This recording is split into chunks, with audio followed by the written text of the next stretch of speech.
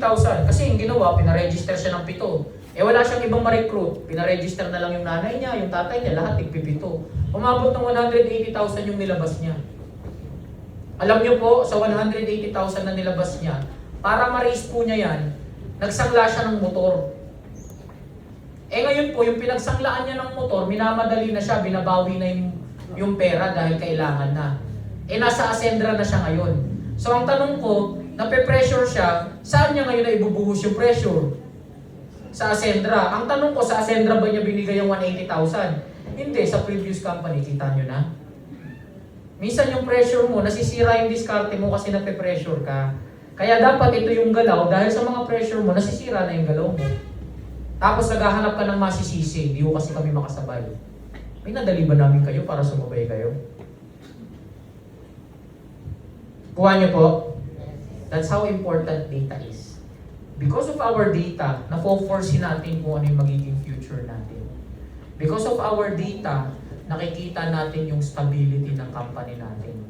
Because of our data, nagagaranti natin na hindi tayo nag-overpay. Because of our data, nakikita natin kung ano talaga yung challenges ng mga distributors natin. Alam niyo po kung ano yung challenge ng distributors natin? Hindi naman dahil sa pagkita eh. Ang challenge ng mga distributors natin, dahil nape-pressure silang kumita agad-agad.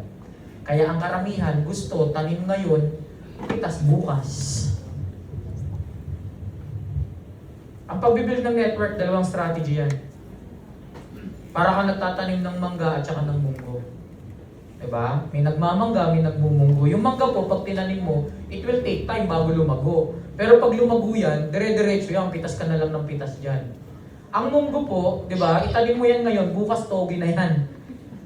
Kaya lang, isang munggo, isang toge. Tsaka hindi ka mabubusog ng isang toge.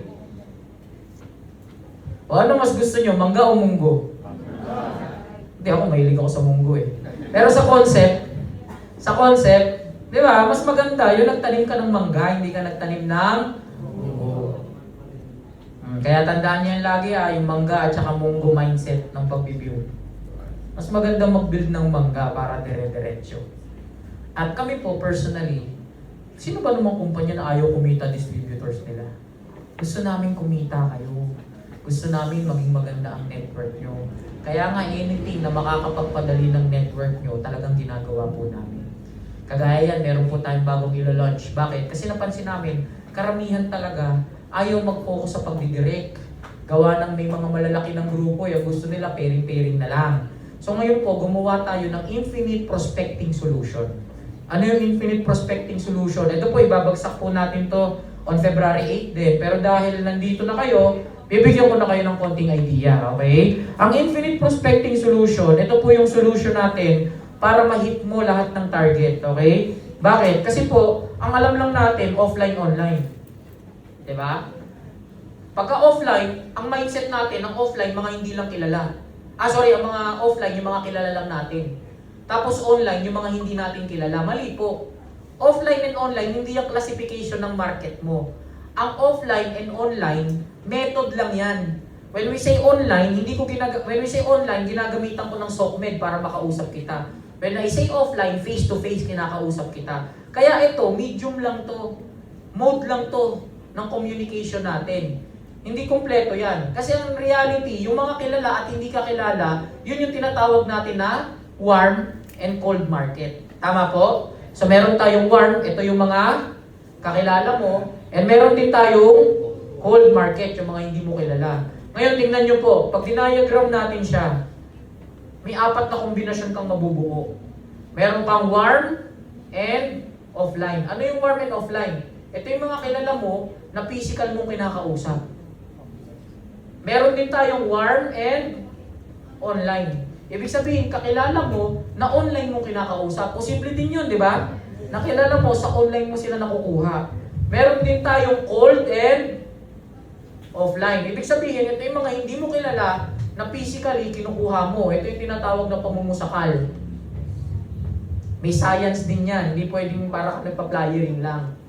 Okay? Tapos, meron din tayong cold and online.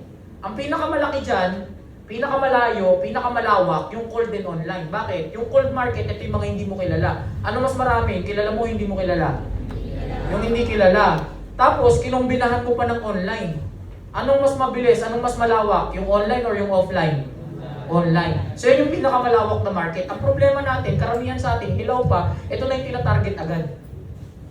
Called in online. Hindi mo naranasan na mag-warm and offline, hindi mo naranasan na mag-warm and online.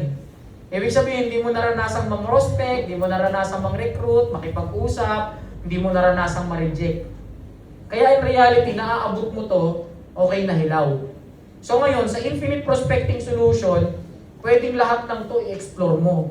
Yung mga kakilala mo na offline mo kakausapin, mga kilala mo na online mo kakausapin, mga hindi mo kilala na offline mo kakausapin, at mga hindi mo kilala na online mo kakausapin. Ito po yung Infinite Prospecting Solution natin. Hindi ka na mauubusan ng techniques at saka ng strategies. Diba? Kita niyo po yung solusyon na binibigay sa inyo ng company. Because we are data-driven. Kaya nga sa mga gustong mag-quit, hindi naman namin kayo pipigilan. Diba? Kanina may makausap kami ni Ma'am Oji, sabi sa akin ni Ma'am Oji, Sir, i-motivate mo nga sila. Sa in reality hindi ako motivator. Aaminin ko na sa inyo agad. Yung iba, pagka excited sa numbers tsaka sa data, mamomotivate sa akin. Pero yung para i-motivate ko kayo lang ng mga chu-chu-chu-chu na salita lang, hindi ako ganun. Bakit? Ayoko rin nang mamotivate Kasi pag minotivate ko kayo, para lang ko kayong nilagnat. Bukas magaling na kayo. Ngayon lang kayo mainit. Diba? Minotivate kita. Bukas pagising mo, baliw na baliw ka. Grabe, nabaliw ako dun. Tapos ang tanong mo, ano ba gagawin ko? Hindi mo rin alam. Ang gusto ko, makapag-motivate sa inyo, yung actual number, yung actual na nangyayari. Kaya nga sabi ko, hindi ko kailangang i-motivate kayo. Tingnan nyo na lang yung sarili nyo, masaya ba kayo sa buhay nyo ngayon? O kung di ka pa masaya, kailangan may gawin ka. O kung may gagawin ka, pumili ka, ito o ibang kumpanya. Diba? O kailangan ko pa ba kayo i-motivate? Hindi na, motivated ka na yan eh. Kaya nga, very important sa akin, tinuturo rin namin lagi, skills talaga.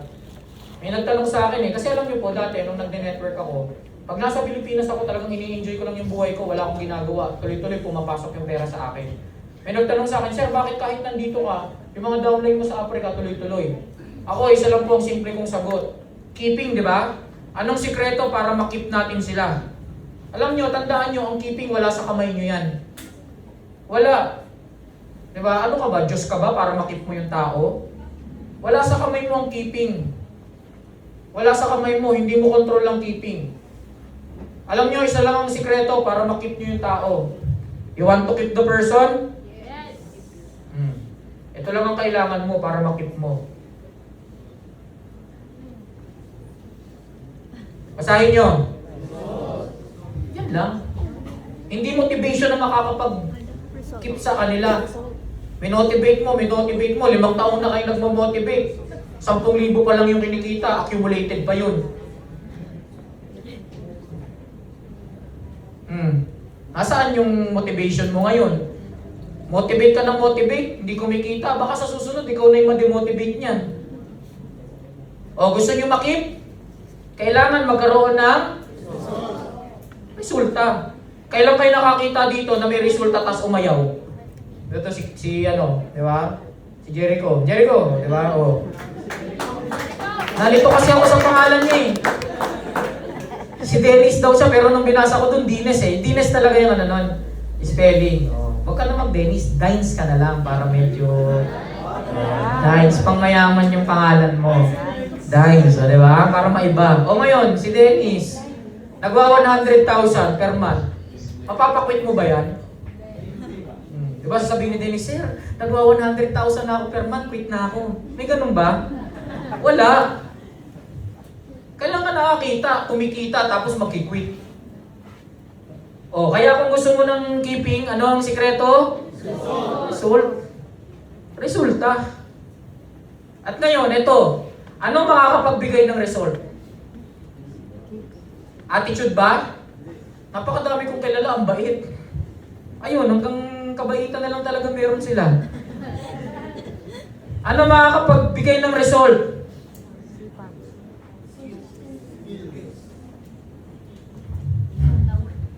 Kaya ano ibibigay ko sa inyo ngayon? Motivation or skills? Skills. Para rumisulta kayo. Kaya kung mapapansin nyo, mula kagabi pa lang sa training natin, hanggang kanina kahit AIF yun, nagbibigay na ako agad sa inyo ng skills. Napansin nyo ba kanina? Diba, tinuro ko na sa inyo yung mga script, yung 2 C. Pag na-master mo yan, di ka na mahihirapan, you can never go wrong. Pati yung mga objection, masasagot mo na. Sir, bakit kailangan may kapital? Eh di kung walang kapital, gawa ka sarili mong sistema. O, di ba? Sir, bakit kailangan may customer? Kailangan nakakita ng business na walang customer na kumikita. Nandun na lahat ng tanong at sagot. Kanina po, before ako magtapos, napansin nyo ba? Para wala ng rejection yung mga invite nyo, ako na nag-isa-isa ng rejection nila, di ba? Sinabi ko, pag walang time, ito isasagot. Sinabi ko, pagka walang pera, ito isasagot. O sinabi ko, di ba kanina sinabi ko sa inyo, 2 uri ng tao, yung gumagawa ng paraan at gumagawa ng dahilan. Inisa-isa natin yung dahilan. O, pupusta ako, pagtapos natin, wala na nagdahilan sa inyo, no? O, sinagot ko na agad yung mga objection nila para sa inyo eh. Para kayo din, alam nyo rin kung paano sasagutin yung objection ng mga tao. Skills yun, subliminally, unti-unti, pinapasa namin sa inyo yung skills na kailangan nyo. Tapos di mo pa ma-appreciate yung kampanyang ganito. Sino sa inyo kanina may mga objection? Wala, di ba? Kasi sinagot na natin yung mga objection nila at later on, pag kahit wala na kami, kahit hindi namin kayo kasama, yung mga objection na yun, alam nyo na rin kung paano sasagutin. Tapos ano yung tanong ko ng huli? Anong klaseng tao ka? Gagawa ng paraan o gagawa ng dahilan? O di ba sabi ko, huwag nyo sagutin, patunayan nyo na lang. Closing na yun para sa inyo eh. O edi pwede nyo rin gamitin yun every time nakikipag-usap kayo sa mga tao. Skills. All throughout, Ascendra Business, attitude skills, lahat yan tinuturo na natin sa inyo. It's just that, napakarami kasi sa atin na may sariling sistema, may sariling paraan, may sariling galaw. Actually, hindi naman dito sa Bicol, sa Manila yan yung na-experience namin. Ang ganda ng mga binagsak namin training nung umpisa. Imagine niyo meron kaming binabagsak yung 4 na skills. Connecting, contacting, communicating, tsaka closing techniques. Bawat isa dun may training kami. Ang hinawakan ko dun, 4 kami. Si Sir Joseph ang nagturo ng persuasion sa closing. Ako, tinuro ko yung communication, how to present the business. Si Sir Miko, tinuro yung prospecting. Si Sir George, tinuro yung personal branding, yung connecting, yung hindi ka pa nagsasalita, dapat konektado ka na sa tao. Ngayon, hinahanap ng mga distributors. Sabi ko, wala na, sa online na lang namin nilagay. Paano ba naman? May training tayo, hindi kayo umaattend. Kung kailan nahirapan, tsaka nyo hinanap-hanap yung training. Isa sa mga training ko doon yung ERL formula. Itong ERL formula, ito yung lagi kong ginagamit every time I communicate with people. Yung ERL, ang ibig sabihin yan, emotion, result, loss. Emotion, result, loss. Ano yun? Number 1, importante, mahook mo yung emotion. People are buying through emotion. Then use their logic afterwards. Kaya tingnan nyo, pag nasa mall kayo, di ba? Pag nakuha ka ng emotion doon, mapapalabas ka ng pera. Pag uwi mo ng bahay, doon mo na-realize, parang di ko naman to kailangan, ba't ko binili? Ganun ka-powerful ang emotion. O yan, yung mga tinuturo ko. Pangalawa, result. Di ba? Do not sell the drill, sell the hole. Alam niyo yung drill? Yung pambutas? Huwag mo daw ibenta yung pambutas. Ang ibenta mo yung butas. Kaya pag nabenta mo yung butas, paano bubutasin yan? Kailangan ng drill. Tsaka bibili ng drill yung tao. So minsan, dapat yung resulta, yung ibibenta mo sa tao. Then last, loss. Yung loss is loss aversion technique. People are twice sensitive to their losses than to their gain. Minsan ang tao, mas sensitive sa mawawala sa kanya kaysa sa mapupunta sa kanya. E tignan nyo tayo mga networker, ang nasa utak natin, milyon, kikita ka ng milyon. Instead na i-mindset mo siya, nakikita siya ng milyon, i-mindset mo siya na may milyon na mawawala sa'yo pag di mo ginawa yung business. May opportunity mawawala sa'yo, may time na mawawala sa'yo. Pagka nakita nila yung loss nila, magiging mas sensitive sila na gawin yung pinapagawa mo. Yun yung loss aversion technique. Kaya ang tao ayaw magbigay kahit 8.5 sa inyo. Alam nyo kung bakit? Kasi ang kawalan niya 8.5. Hindi opportunity, hindi time. Try mo, i-mindset mo siya na yung opportunity, yung time mawawala sa'yo, yung 8.5, napakabarya niyan. Mga skills yan na tinuturo namin. Gusto nyo ma-maximize yung mga skills na yan? Yes. O, sagutan nyo na po, aralin nyo na yung learning hub natin. Meron ba dito mga hindi pa part ng business? Meron? O sa mga hindi pa part ng business, join muna kayo para may learning hub na rin tayo. Lahat na sa totoo lang binigay na. The reason why we are not appreciating kasi we are comparing. The reason why we are not appreciating, hindi lang nagko-compare tayo, may pressure kasi tayo. Try nyo ialis yung pagkukumpara. Try nyo ialis yung pressure. Magtutuloy-tuloy yan. Alam nyo po ba, ang FWD, isang sikat na insurance to sa Pilipinas ngayon. Yung FWD insurance, pagpasok nila sa Philippines, napakaraming mga superstar na mga insurance company, Prudential Life, Insular Life, pumasok na pirate ng FWD. Alam niyo po, yung may-ari ng FWD, sa office nila, he is always hearing about other agents talking about their own insurance.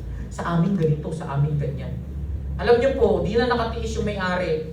Nagmura na. If you will talk about your past companies, just shut your fucking mouth. Mula noon, may batas sila na pag may nagsalita about sa previous na kumpanya nila, tanggal. Alam niyo, pumutok, sumikat ang FWD. Nagkaroon sila ng sariling identity. Ang Ascendra, magbibuild at magbibuild, magkakaroon tayo ng sariling identity. Nasa iyo na lang yun. Diba? Kung kasado ka na magtuloy-tuloy at mag-build ng identity dito sa Ascendra. Alam niyo po, equal pa ang playing field. Kumbaga lahat tayo nag-reset, lahat tayo nag-back to zero. Walang una-una, walang malaking grupo dito. Lahat tayo nagsisimula pa lang ulit. Kaya ibig sabihin, kahit bagong sali ka, kayang-kaya mong mag-take over, kayang-kaya mong mag-overtake para ikaw yung mauna dito sa Ascendra. Yan lang, simpleng challenge na i-share ko sa inyo. Okay? Kaya, tingnan nyo kung ano yung mga unique selling proposition ng kumpanya natin. Hindi po ako mag-NAO, ipapakita ko lang po sa inyo yung mga gusto ko makita nyo rito. Diba? The mission and the vision of our company, our core values. Diba? Yung culture natin, napapansin nyo, we are setting our own culture na. Success partners na. Kaya pag may nakarinig dito ng SP, ibig sabihin nun, sponsor mo. Ang tawag natin sa kanya, success partner. Tapos, wala na ditong crossline. Kaya po ako, I'm really happy. Sa totoo lang, inside my heart, masayang-masaya ako. Kanina nagsalita si Dennis. Bakit ako masaya? Nagsalita siya, pinasalamatan niya of course si Ma'am Ness, si Marlon, kasi sila yung upline. Pero natuwa ako, tinawag na mentor, sila Ma'am OJ, sila Sir Jackie, sila Sir Elman. So, doon pa lang, kitang-kita nyo na wala ng crossline dito sa Bicol. Okay? Kaya palakpakan niyo yung sarili niyo. Sobrang, alam niyo, na-motivate ako doon kanina. Parang gusto ko na mag-join na sa'yo eh. Okay lang pa mag-executive ako under mo? Diba? Nakakatuwa kasi doon pa lang kung paano yung pinakita yung community ng Bicol, napakaganda. So wala na tayong crossline, downline, crossline, downline, ang tawag na natin sa lahat, growth partner. Kaya yan yung mga terminologies natin, okay? Culture natin, wala na tayong account registration na meron tayo enrollment. Bakit? Kasi ang gusto natin may commitment. Diba? Yung owners, BODs, huwag nyo nang tawagin gano'n. Ang tawag natin sa kanila, founders. Kasi they found something. Tapos, yung mga 001 natin, diba? Ang tawag natin sa kanila sa mga company directs, founding partners. So, nandyan si Sir Marlon, si Ma'am OJ, Sir Jackie, Sir Elman. Tama, 4 lang dito, no? Meron pa ba? Wala na. Si Roland Duyo, pero yung nandito ngayon, 4. Okay? So yan yung mga founding partners natin. Ang business presentation natin, AI Forum.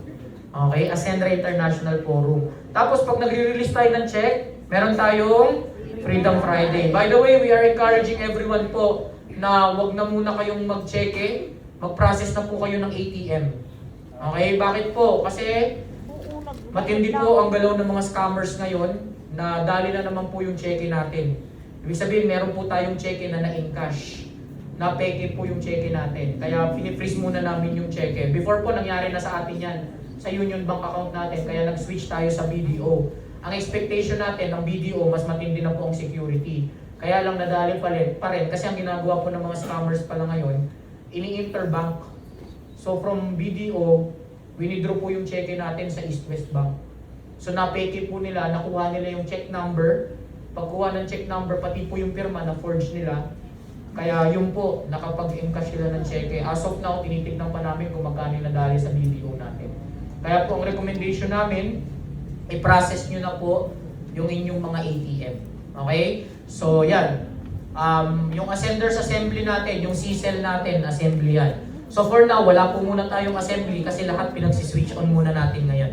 And then, ito po, magkakaroon tayo ng Transformation Tuesday. Ito po yung podcast natin with F2F, face-to-face. So ito po parang i-video lang natin, naka-live, at the same time may mga nakikinig, okay?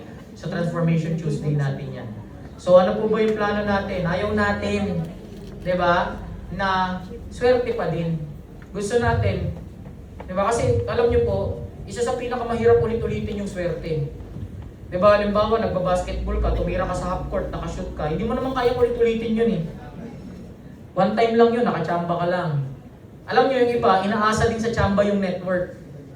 Kaya minsan, di ba, pag tinanong mo, apply, anong gagawin ko? Eh yung apply mo, nataong nakachamba lang din. Tuloy-tuloy lang. Di ba? Hataw lang ng hataw. Ganyan pang mindset. Ang hirap i-transfer. So tayo po, tina-transfer natin yung knowledge. Okay? Shift from luck to real entrepreneurship. Shift focus from money to mastery. And also, shift from confusion to clarity and competence. Okay, so yan po yung target natin. At dahil yan ang target natin, meron po tayong ascend. Ano po yung ascend? Sa mga hindi nakakaalam, meron pala tayong ganyan. Diba? So darating na rin yan dito sa Bicol, okay? Ang ascend po, kala nyo siguro, kinuha lang natin yung term. Hindi po, may ibig sabihin yan.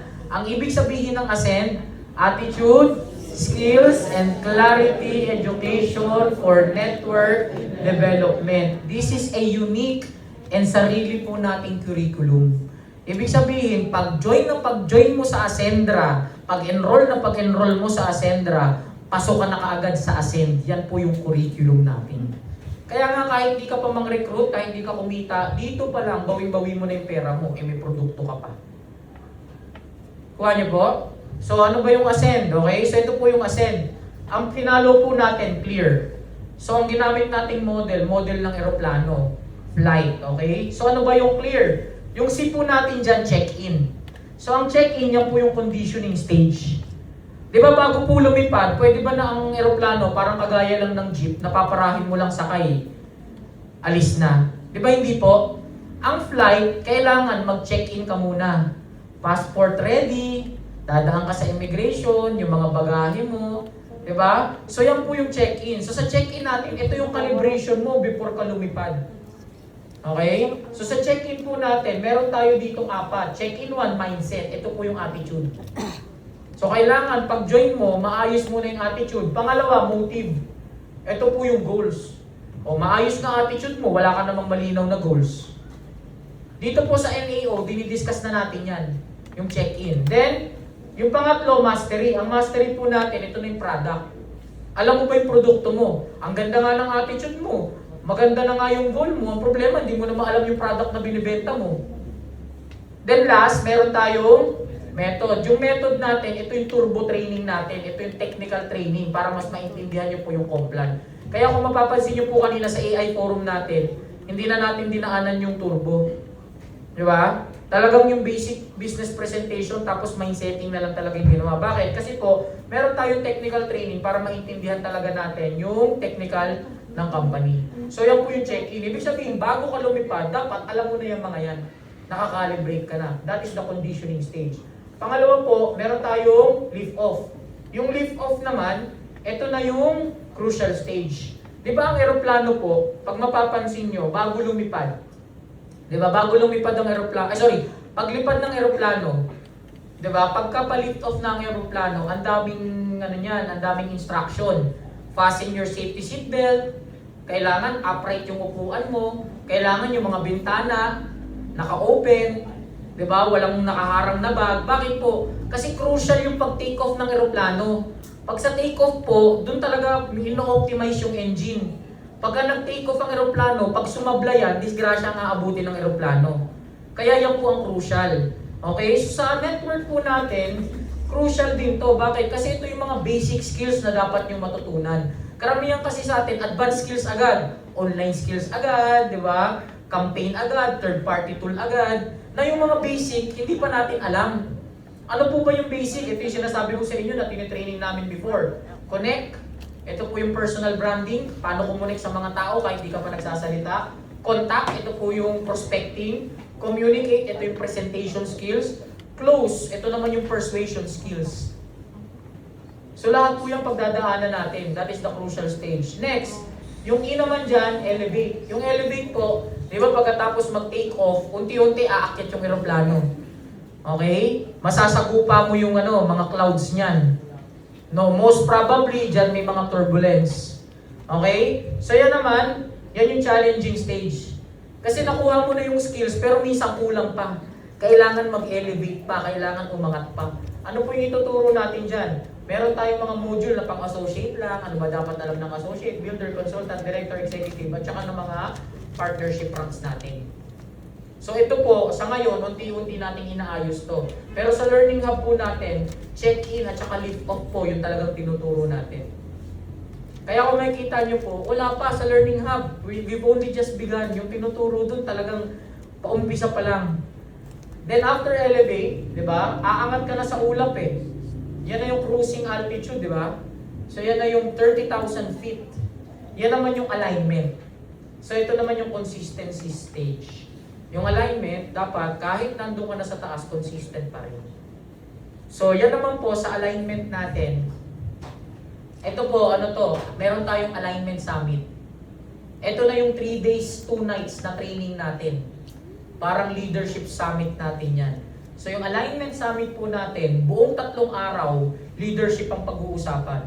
Pag-uusapan natin yung inspiration, integrity, impact, influence, at saka illumination ng isang leader. So kailangan may mga certain level ka na matapos bago ka maging qualified para umattend ng alignment. Ganyan kagandang programa ng company. And then last, syempre yung R natin, yung reach. Pag nakaabot ka na sa destination mo, alam nyo po, ang daming mga networkers na kung kailan kumita at saka nasira ang buhay.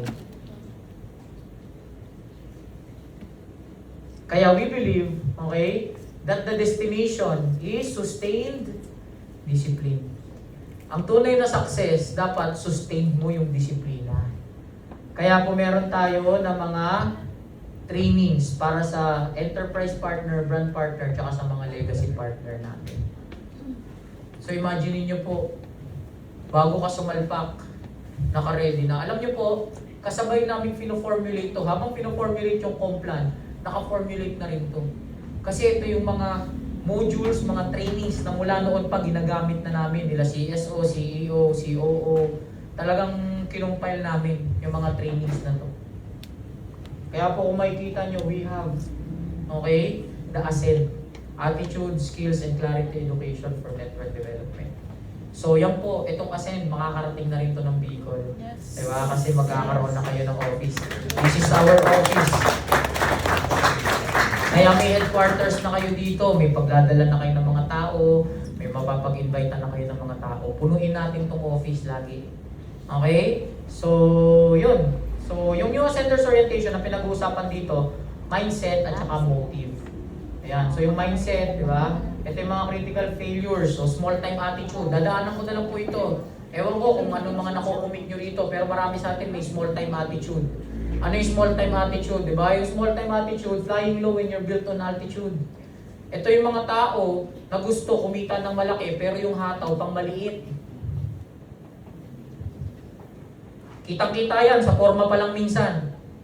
Diba, yung iba pupunta ng office nakapambahay. Ba't ka nakapambahay? Wala namang makausapin eh. Paano kung biglang may ipakausap sa'yo? Paano kung biglang may makasalubong ka, uuwi ka pa ng bahay para mag-BS?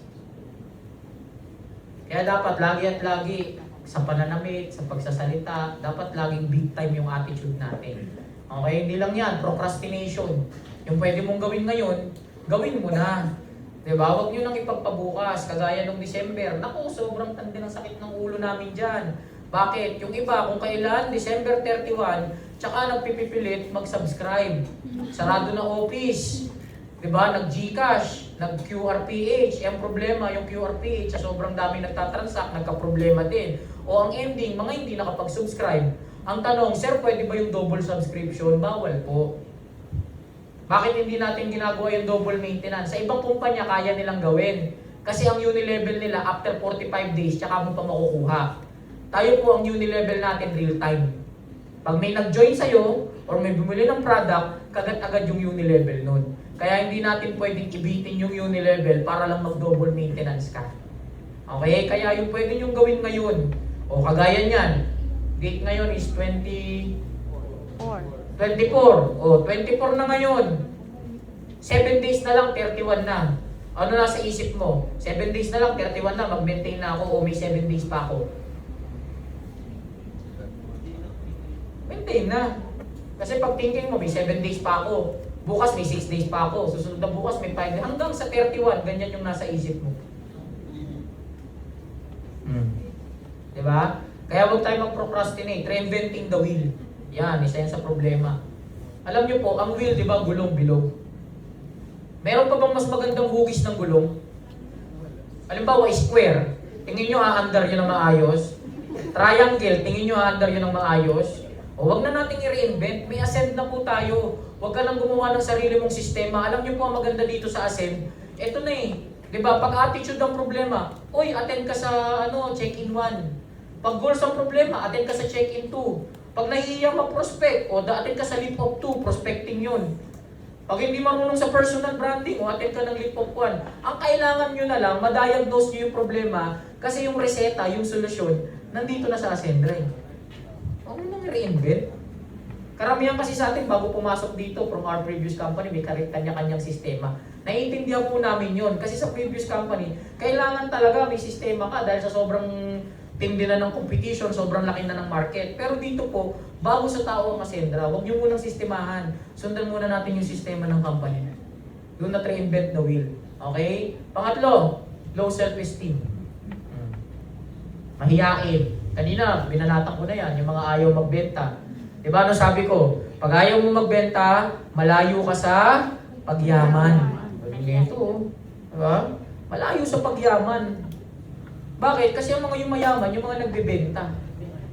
Yes. Oh, kaya bawal dito yung mga mahiyain. Next, di ba? False expectations, yan na. Okay? Ang flight, huwag nyo i-expect na walang turbulence. Ganon din. Huwag nyo i-mindset yung mga tao nyo na walang gagawin. Kikita agad. Kahit mahiyain, kikita. Scroll lang, kikita. O ganon, that's false expectation. Ano pa? O ito pa, money first mindset, the cargo plane mentality. Alam niyo po yung cargo plane? Alam niyo yung cargo plane? Diba yung aeroplano, wala siyang sakay na tao. Ang sakay lang niya, puro goods. Ibig sabihin, ganun din tayo. Ang gusto natin, puro pera. Wala sa tao ang focus natin. Kaya yun yung tinatawag na cargo plane mentality. Alam niyo po yung training na yan, unique na training sa atin yan. Ang dami ng mga ibang nagbabagsak ng training pero yung cargo plane theory, di ba? Yung cargo plane mentality sa atin yan. Next, we have the flight hijackers listening to dream stealers. Kailangan ko ba bang ipaliwanag yan? Hindi na. Kayo may control sa sarili nyong buhay. Huwag nyo nga hayaan yung negativity ng ibang tao ang makadala sa inyo. Kaya pagka may tukso, huwag niyong sabihin tukso, layuan mo ako. Ikaw ang lumayo sa tukso. Hindi lumalayo ang tukso. Kaya pag may negative, huwag mong papalayuin. Ikaw ang lumayo sa negative. Kailan kayo nakakita, bulok na kamatis, sinama mo sa fresh na kamatis, yung bulok naging fresh? Wala. Yung fresh, yun yung nagiging bulok. Kaya kahit gano'ng kakatibay, tandaan mo, yung mga negative, pagka yan, pumasok sa utak mo, wala, mapepenetrate ka niyan. Alam niyo yung tinuturo ko dito, yung Stockholm Syndrome. Alam niyo po yung Stockholm Syndrome? Sa psychology, yung Stockholm Syndrome, nang-invento po itong word na to sa Stockholm, Sweden. Kasi sa Stockholm, Sweden, marami po mga bangko doon eh. May isang bangko na ni-rob. Pinasok sila ng mga hold-upper. Pagpasok ng mga hold-upper, ang sabi nila dun sa mga staff, hindi namin kayo sasaktan. Biktima lang din kami. Di ba? Nagtatrabaho kami ng maayos pero ganito yung ginawa sa amin ng gobyerno, ng bangko. Alam niyo po, dahil kasama ng matagal ng mga biktima, yung mga hold-upper, mamaya-maya, hindi na malaya ng mga pulis, nakatakas na pala yung mga hold-upper. Tinulungan ng mga biktima. Meron din pelikula na Stockholm. Itong Stockholm naman, anak siya ng politiko. Tapos, kinidnap siya ng mga rebelde. Pag kidnap sa kanya ng mga rebelde, ang nangyari, Sinabi ng mga rebelde na hindi siya sasaktan, tapos nakita niya na yung mga rebelde may pamilya din, tinreach siya ng maayos, siya, may tampo din siya sa tatay niya. Galit din siya sa tatay niya. Kaya ang ending, nung binalik na siya ng mga nag-kidnap sa kanya, sa tatay niya, siya mismo yung sumira sa tatay niya. So ang ibig sabihin po ng Stockholm Syndrome, ito yung mga victim na nakakabuo ng feeling dun sa mga captor, sa taong kumuha, umuli sa kanila. Kasi nga, nakakasama. O ngayon po, sa network natin, nangyayari din yun. Bakit? Kasi di ba, imaginein mo, pupunta ka sa office, minsan isang beses sa isang linggo, minsan isang beses sa 2 linggo. Ibig sabihin, napapositive ka lang once a week. Once every 2 weeks. Minsan nga, once a month pa. Tapos pag uwi mo, sino mga kausap mo? Negative. Kaya ngayon, nagkakaroon ka ng Stockholm Syndrome na instead na maging positive ka, doon ka nadikit sa mga negative, kaya ikaw naging negative ka rin. Ang tanong, pagka nagkalimti ka na, yung mga negative ba, yun ang magpapaaral sa anak mo? Magpapakain sa pamilya mo, magbabayad ng renta mo, magbabayad ng sasakyan mo. Kaya huwag tayo makikinig sa dream stealers. Next, diba? Taking too much baggage. Emotional. Yan ang nangyari sa Ascendra. Bago lumipat yung iba, napakaraming emotional baggage. Ang malupit pa, ang bitbitang emotional baggage, di lang problema nila, pati problema ng mga downlines, bitbit din nila. Kaya ngayon, yung emotional baggage, kahit hindi naman nila sa Ascendra na buo, sa Ascendra nila nasisisi ngayon. Kaya, kung ano man po yung emotional luggage nyo dyan, huwag nyo na pong bitbitin dito. Kaya nga, di ba pag sumasakay tayo ng eroplano, lagi lang may allowed kung ilang kilo yung bibitbitin mo. Dahil pag wala pong ganun, pag walang control, kung gaano karami ang bitbit ng bawat pasahero, sigurado po ako ang mga eroplano magsisibagsakan yan. Sa network, ganun din. Personal na bagahe mo, wag mong bitbitin. Masisira diskarte mo eh. Ang malupit nun, ang bitbit mo pa, hindi personal na bagahe mo, pati bagahe ng ibang tao, bitbit mo.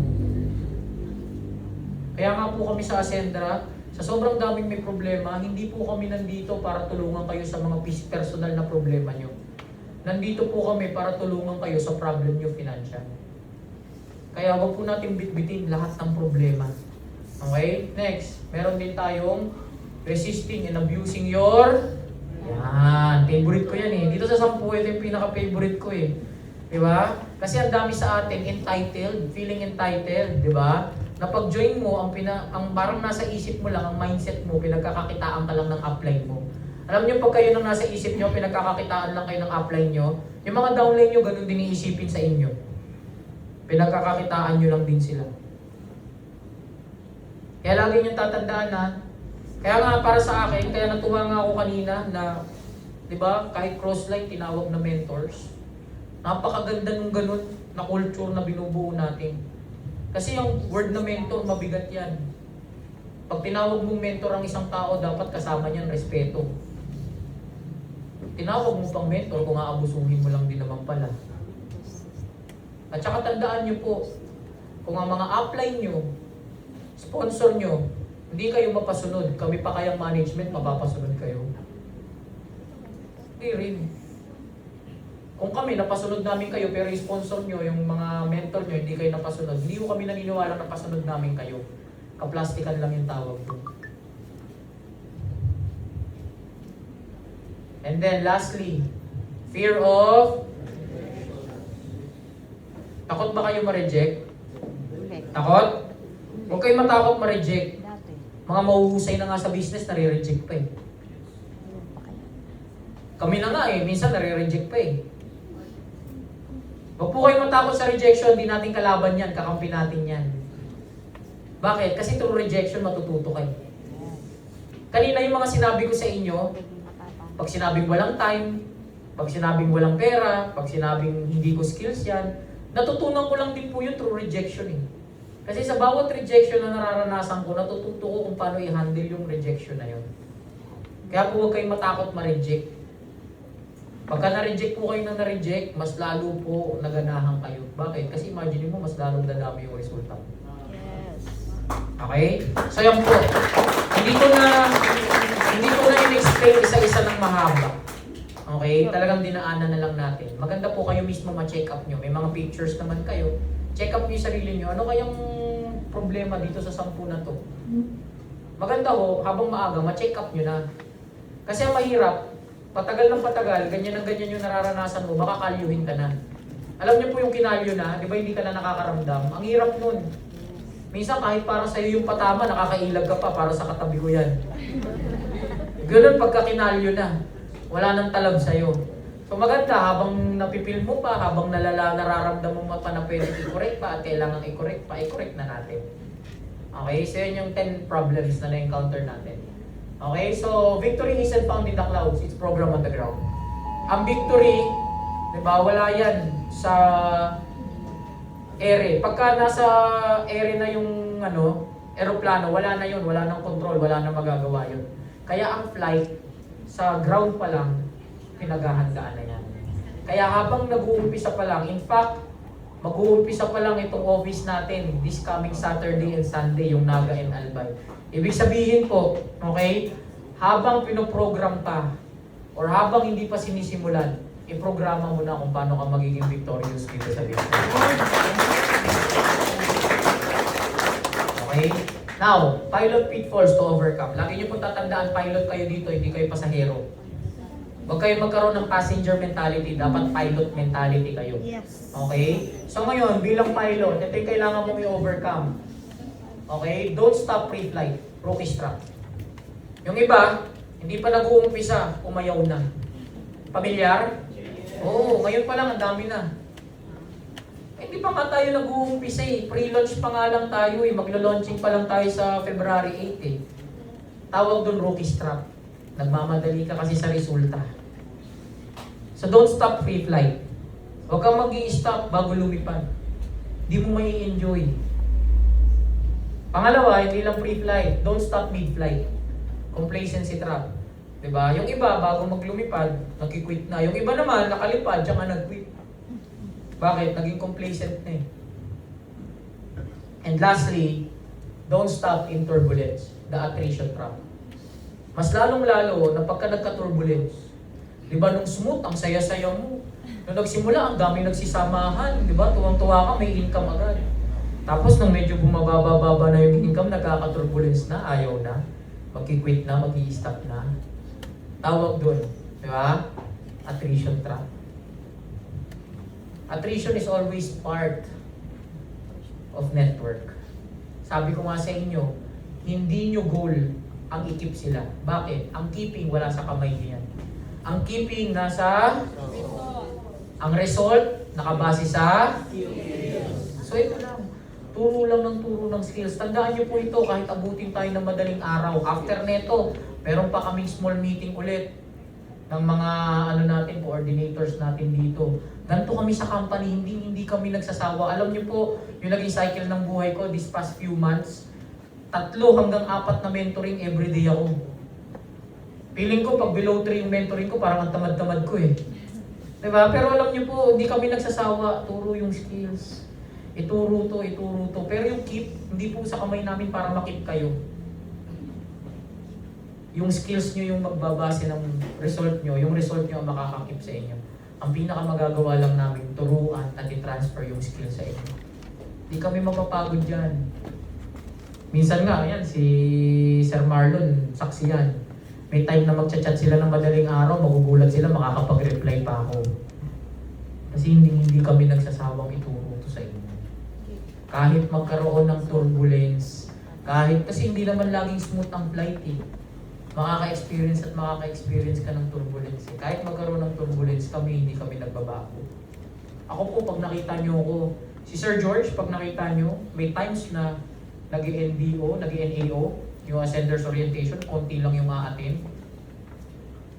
Kahit 3, 5 lang yan, magsasalita siya. At alam nyo po, pag narinig nyo kami magsalita, mapa 3, mapa 5, or mapa kasing dami nito, pare-parehas yung energy namin.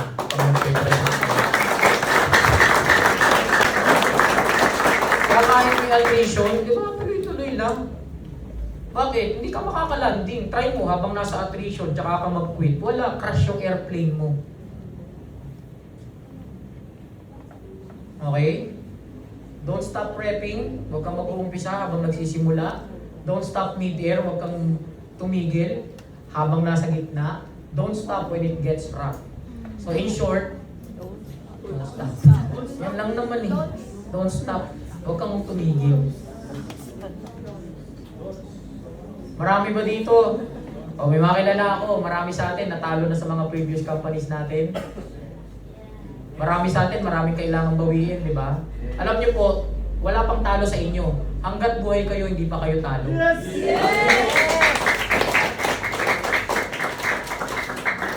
Kumbaga, sa trading, tawag namin diyang paper value. Paper value pa lang yan. Natalo ka ng 1 milyon, 2 milyon, paper value pa lang yan. Hanggat hindi mo tinitigil yung trade, makakabawi ka pa.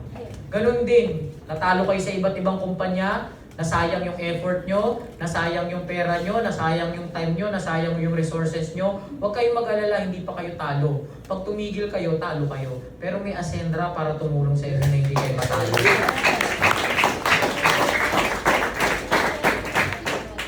Okay, so yun yung check-in one natin, mindset. Run through lang po yung ginawa ko. Kasi medyo marami naman na tayong na-discuss. And then yung motive natin, ito po. Actually, ito yung gusto ko sanang i-share sa inyo. The difference between dream and goal. Ano po yung pagkakaiba ng dream at saka yung goal? Pag ginugol mo yan, ang sasabihin, goal is a dream but with a timeline. Diba? Pagka chinat GPT mo, puro ganyan. Pero ako po, very logical kasi ako eh. Gusto ko logic lang pairalin natin. Ito po yung simpleng pagkakaiba ng goal at saka dream. Ready na po ba kayo? Yes. Oh, ang goal, nangyayari yan pag gising ka. Ang dream, nangyayari yan pag tulog ka. Kaya pag nanaginip ka ng gising, delikado yun. Tawag doon hallucination, di ba? Nananaginip ng gising. At ang pinakamalupit, yung nakapag-goal ka ng tulog. Yan yung wala pa ako nakikita, di ba? Tulog ka, nakapag-goal setting ka ba? Oh. Ang goals, nangyayari yan pag gising ka. Ang dream, nangyayari yan pag tulog ka. At naniniwala po ba kayo na marami sa atin tulog pa rin? Huwag ko kayo tumingin sa katabi nyo, hindi yung literal na tulog. Alam ko may iba rito natutulog na. Actually, pag nagtitraining ako, hindi ako nagagalit sa natutulog. Kung inaantok po kayo, sige, itulog niya, walang pilitan to. Huwag lang po kayong ihilik, okay? Kasi maaabala yung mga katabi nyo eh. Pero kung gusto nyo matulog, himbingan nyo lang, ha? Walang hilikan. So ngayon, marami sa atin na nanaginip pa rin. Bakit? Kasi po, yung iba sa atin, hindi pa nako-convert yung dream into a goal eh. Para ma-convert nyo po yung panaginip nyo into a goal, meron tayong dream conversion cycle. Number 1, dream it. Visualize your best future. Pag sinabi mong gusto kong magkaroon ng sasakyan, huwag lang sasakyan. Alamin mo kung anong model ng sasakyan, anong year, pati kulay, pati transmission, di ba? Lahat, specify mo na yung model. Dream it. Pag dinream mo siya, ang pinakamaganda, hanggang kaduluduluhang sentimo, dapat alam mo kung magkano. Ganun. Visualize mo, specific talaga dapat, okay? Pagkatapos, define ito, ayan o, dapat specific and price. Dapat may presyo na. Kasi kung ang gusto mo magkaroon ng sasakyan, dream pa din yan. Pero kung ang gusto mo magkaroon ng 2 milyon pambili ng sasakyan, yan, nagiging goal na yan. Di ba? Ano makakabili ng sasakyan? Panaginip mo o pera mo? Kaya dapat, specific and priced yan. Then, kailangan divide it. Dream it, define it, divide it. Halimbawa, ang target mo, maka 2 milyon sa loob ng 2 taon. So alam mo na sa loob ng 1 taon, dapat nag-1 milyon ka. So alam mo na dapat 90 to 100,000 per month ka. So doon pa lang, alam mo na divide mo na. At pag nag-divide ho kayo, huwag nyo i-divide ng yearly, monthly, at saka weekly. I-divide nyo dapat ng daily. Kaya doon pumapasok yung daily strike. Kasi yung iba sa atin, pag nag-goal set, ang goal setting natin, sinasabay lang natin sa New Year's resolution. Diba? Sinasabay mo yung goal setting mo sa New Year's resolution eh. Kagaya ngayon, kaka-New Year lang. Tapos, tingnan nyo, kaka-New Year lang, parang kailan lang. Ngayon, patapos na agad yung January. Nare-realize mo, pambihira ni 1% ng goal ko, wala pa akong naaabot.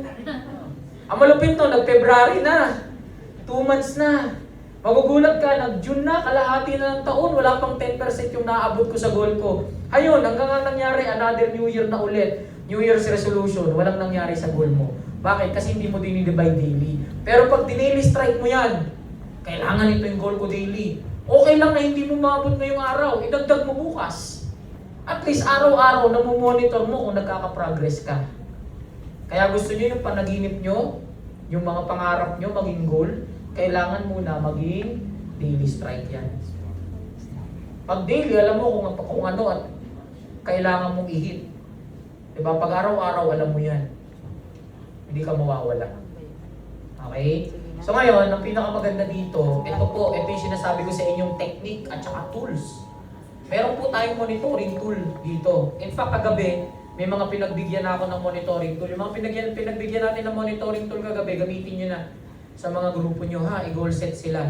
Dapat nga, January ang start pero ngayon, gamitin nyo from February onward. So ano yan? Your 4 goals to hit, dito natin tatapusin to. 4 na goals na kailangan mong i-hit sa Ascendra. Ang maganda dito, kasi ang alam lang natin, pag nag-goal set, long term, tsaka short term goal, di ba?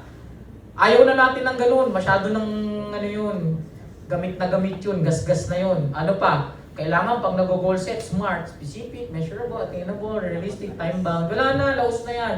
May papauso tayong bago sa Ascendra. Yung 4 na goals na kailangan mong i-hit. Ang maganda rito, yung 4 na goals na kailangan mong i-hit, nakadugtong to sa kumpla natin. Kaya tailored fit natin to. Ibig sabihin, hindi ka bumili ng damit sa Uniqlo, nagpatahi ka ng sarili mo. Ganyan kaganda yung training programs natin. Kaya nga sabi ko sa inyo, data-driven thinking, techniques, at saka tools. So ano yung 4 na goal na kailangan mong i-hit? The first goal you need to hit is your survival goal. Yung survival goal, ito yung S1 mo. Survival goal is your basic needs. Bago ka mag-isip ng milyon-milyon, isipin mo muna kung may kakainin yung pamilya mo. Bago ka mag-isip ng sasakyan, isipin mo muna kung may pambayad ka ng renta mo at may pamasahe ka. So itong survival goal, ito po yung mga basic needs natin. So ngayon, itong basic needs, saan mo siya kukunin? Sa yung essential account. Ano po ba yung essential account natin? DRB, Direct Referral Bonus. So ngayon, itong survival mo, ito yung kailangan mong i-hit every month. Bawal mag-skip, bawal tumalon, bawal magkulang. Ito na yung gawin yung minimum goal nyo every month. Ang minimum goal ko, kung magkano yung kailangan ng pamilya ko. Pambayad ng renta, pambili ng pagkain. Kasi pag hindi nyo yan nai-hit, ibig sabihin, deficit, may kulang. Anong gagawin mo? Uutang ka. Kaya ito, kung magkano yung kailangan mo, halimbawa, 50,000, yan po, 50,000 every month. January, February, March, April, May, dapat buwan-buwan na chechikan mo yan. Kasi pag hindi ka nakaabot ng 50,000, wala kang pambayad sa renta, wala kang pampakain sa pamilya, diba? Wala kang pambayad ng tuition fee ng anak mo. So ito po, tawag ko dito, non-negotiable. Hindi pwedeng i-negotiate. Kung magkano yan, yan talaga yan, buwan-buwan. Sino dito malaki expenses every month? Marami sa atin, malaki expenses every month. Mapalad kayo kung hindi malaki expenses nyo every month. Pero kung malaki expenses nyo every month, ibig sabihin, mas kailangang humataw at mag-direct. Okay? Ngayon, kahit hindi malaki expenses mo every month, hataw ka pa rin. Mag-direct ka pa rin. Okay? So ngayon, ito po, kukunin na ang ipofocus natin dito, prospecting and directing. Kaya nga, back to zero muna. Back to basics muna. Kumbaga, tanggalin muna natin yung mga uniform natin, tanggalin muna natin yung mga name tag natin. Kasi kami ganun yung ginawa namin eh. Wala munang Jed dito. Sir Joseph nga, wala munang Joseph hanggang alas 5 na madaling araw, nagsiswitch on. Wala munang Virgin. Nasa labas, kumakausap ng mga networker.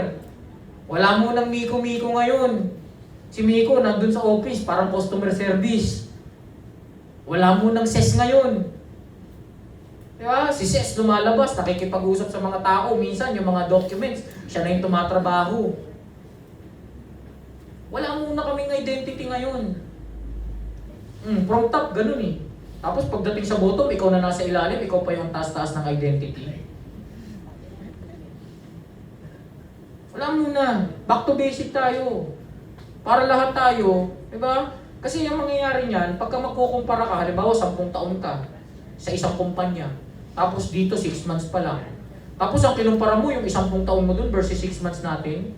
Tapos magre-reklamo ko, bakit yung 6 months hindi marunong bumasa? Ang ikumpara mo, yung 6 months mo doon versus 6 months mo dito. Yan, pinag-uusapan namin ni Marlon habang magkasama kami. Di ba? Bossing, sabi ko sa kanya, nung 6 months ka ba doon sa previous company, ano ka ba? May Camaro ka na ba? O ngayon may Camaro ka na. May grupo ka na ba? Wala. Gandang lalaki lang meron ka nun eh. Tsaka lakas ng loob eh. Lahat ng meron ka ngayon, wala ka naman noon eh. Pero yung hataw mo ang tindi.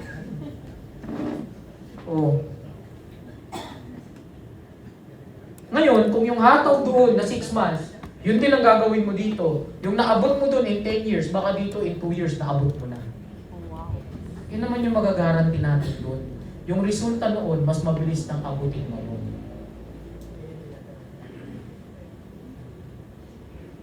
Bakit? Tignan nyo yung ganda ng kompla natin, data pa rin to. Ang networking, di ba kanina tinuro ko sa inyo. There are 3 steps in network marketing. 3 steps lang naman yung ginagawa natin. Di ba? Ano yung 3 step ng networking? Bro, papulit na lang. Thank you. Ano yung 3 steps natin? Number 1, you need to register. Register ka muna. Diba, sabi ko kanina, yung iba gustong yumaman, ayaw mag-invest. Parang gusto mo mapunta ng langit pero ayaw mo mamatay. After you register, you recruit people, dala ka ng tao. After you recruit people, pangatlong gagawin mo, reorder products. Ikaw, pati yung mga taong nadala mo, bibili kayo ng products over and over again. Ngayon, ang problema dyan, sa mga ibang kumpanya, tignan nyo po ito. Sa mga ibang kumpanya, linear lang yung income. Conditional. When we say linear, after mo mag-register, pag naka-recruit ka, okay, kikita ka ng binary. Pag nagre-reorder kayo, ikaw pati yung mga taong nasa ilalim mo, nagre-reorder ng products, doon pa kumikita ng Unilevel. Malinaw? So, ibig sabihin, pag walang recruitment, walang binary. Pag walang reorder, walang Unilevel. Ganun kasimple. Kaya ang nangyayari, pag tinanong mo, kamusta na yung grupo mo? Wala na eh. Mahina na. Bumibili na lang ako ng product for maintenance. Sa Unilevel na lang ako kumikita. Pag gano'n ang sagot sa'yo, recruiting mo na. Ibig sabihin, palipat na yon. Bakit? Kasi ang mostly ng income, recruitment lang talaga eh.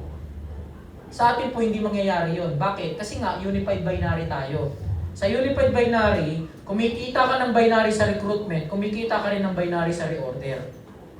Ibig sabihin, kung yung isang side mo, maraming tao, sa kabilang side mo, wala nang nagjo-join, pero may mga bumibili ng products, automatic yon. Bawat isang best barley na mabibenta sa isang side mo, 7 pesos ka kaagad. Oo, maliit. Pero imagine mo kung gaano karami nakakabenta ng product, pumapalo agad, immediate. Sa ibang kumpanya, mag-aabang ka pa. Kaya imagine niyo pag sobrang laki po ng grupo nyo, diba, kusa nagbabinary ka na. Ito pa, ang Unilevel, unified. So hindi lang sa reorder ka nag-Unilevel, pati sa registration, sa recruitment, nag-Unilevel ka. So ganito po yung nangyayari. Nakaka-recruit yung buong grupo, nagbabinary. At the same time, same lang, same effort, nag-Unilevel sabay. Yun yung unified binary and unified Unilevel. Actual data, actual scenario. August po, meron tayong founding partner, nagtatawanan kami kasi kumita siya ng 11,000 sa Unilevel. Bakit kami masaya? Alam ko hindi malaking amount ng 11,000, pero take note po, August, nagsisimula pa lang tayo. Kailan ka nakakita, nagsisimula pa lang, nag-Unilevel na. Normally, kumikita ng Unilevel pag malaki na yung grupo, pag marami nang bumili ng product. Take note, nung August po, wala pa tayong product. Pero may nag-Unilevel na. Bakit siya nag-Unilevel? Kasi sa registration, sa recruitment pa lang, may Unilevel na. Sabay nagbabinary pa. Kaya ibig sabihin, isa lang trabahuhin nyo. Halimbawa, panay-recruit lang ginagawa nyo. Nagbabinary ka, nag-Unilevel ka. Panay-reorder lang gawin mo. Nagbabinary ka, nag-Unilevel. Paano pag pinagsabay mo pa yung dalawa? Binary, Unilevel, umiikot-ikot na yung ganyan. Kaya doon nangyari na yung account ni Don, yung account ni Tanya, parang metro ng Meralco, galaw na lang ng galaw. Ito pa maganda dyan. Double pa lang yan, hindi pa yan triple unified, di ba?